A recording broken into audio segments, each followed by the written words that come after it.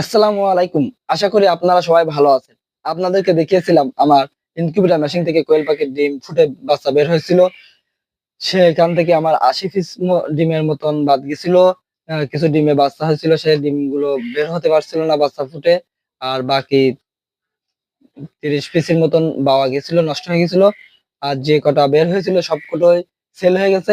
আলহামদুলিল্লাহ, খুবই ভালো। আবার পরবর্তীতে ২ দিন পরে আবার মুখ ভাঙ গেছে ডিমের। একটি ডিমও বাচ্চা ফুটে বের হয়ে গেছে। যে দেখতেছেন, ডিম থেকে বাচ্চা বেড়ে গেছে অনেকগুলো। এই যে এখানে ডিম দেওয়া ছিল ৩৩০ পিস। আর এই পাশের যেগুলো ছিল সেগুলো ফুটে বেড়ে গেছিল, এই জন্য এই পাশের ডিম এই পাশে দিয়েছি, পাতলা করে দিয়েছি। দেখা যাক কতগুলো ডিমের এই বা ডিম থেকে বাচ্চা ফুটে বের হয়। আম, উম, ডিমের বেশ কিছু ডিমের মুখ ভাঙছে।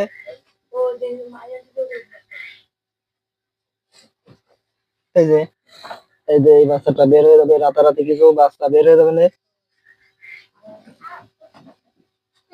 ফিরাই ডিমের মুখ চটতেছে, এই যে ভিতরে বাচ্চাতে ঢুকাচ্ছে।